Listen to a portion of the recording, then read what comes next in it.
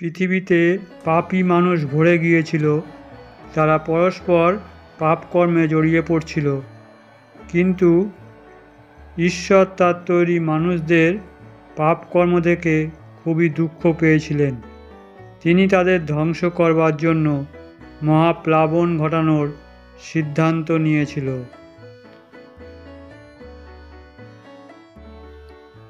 সেই সময় নাহ নামে এক লোক ছিলেন, যিনি বাকি লোকেদের মতন ছিল না। নাহ ঈশ্বরকে ভালোবাসতেন এবং তার বাধ্য ছিলেন। ঈশ্বর নাহ ও তার পরিবারকে মহাপ্লাবন থেকে বাঁচিয়ে রাখার কথা ভাবছিলেন। ঈশ্বর নাহকে মহাপ্লাবন থেকে সাবধান করলেন। তিনি নাহকে একটি বিশাল বড় জাহাজ তৈরি করতে বললেন, যার নিচু ছাদ থাকবে, 3 তলা, একটি জানালা ও একটি দরজা থাকবে।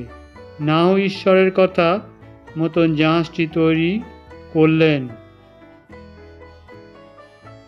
ঈশ্বর নাহকে বললেন, প্রত্যেক ধরনের পশু থেকে জোড়ায় জোড়ায় পশু সংগ্রহ করতে, একটি করে পুরুষ, একটি করে স্ত্রী। এরপর নাহ ও তার পরিবার বাকি পশুদের নিয়ে জাহাজে উঠে পড়লেন। ঈশ্বর জাহাজের দরজা বন্ধ করে দিল।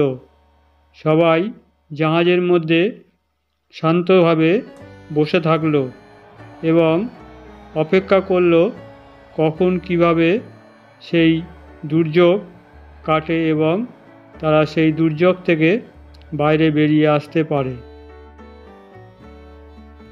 40 দিন 40 রাত ধরে অবিরাম বৃষ্টি হয়েছিল। আকাশ থেকে বৃষ্টি পড়ছিল আর সমুদ্র, হ্রদ জল বেড়ে উঠেছিল। এর ফলে পৃথিবীর উচ্চতম পর্বতগুলিও মহাপ্লাবনে ডুবে গিয়েছিল।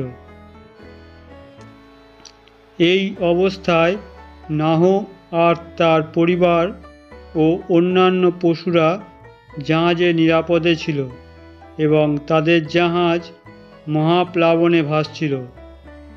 ঈশ্বরের চিন্তা করছিল সবাই একসাথে, কিন্তু ঈশ্বরও এক মুহূর্তের জন্য নাহ কথা ভোলেনি। তারপরে একদিন দুর্যোগের রাত কেটে গেল। ঈশ্বর বাতাস পাঠালেন, জলের স্তর নেমে গেল, জাহাজটি আবার পর্বতে থেমে গেল। নাহ একটি ঘুঘু পাখিকে বাইরে ছেড়ে দিলেন। যখন পাখিটি আর ফিরল না, তখন তিনি বুঝলেন পাখিটি এখন নিরাপদে আছে, প্রকৃতি শান্ত হয়েছে। ভূমি শুকিয়ে যাওয়ার পর ঈশ্বর তাদের জাহাজ থেকে বেরিয়ে আসতে বললেন, প্রতিজ্ঞা করলেন পৃথিবীতে কখনো মহাপ্লাবন আনবেন না। গল্পটি ভালো লাগলে একটি লাইক দেবে ও চ্যানেলটিকে সাবস্ক্রাইব করে আমার পাশে থাকবে এরকম নিত্য নতুন কার্টুন দেখার জন্য।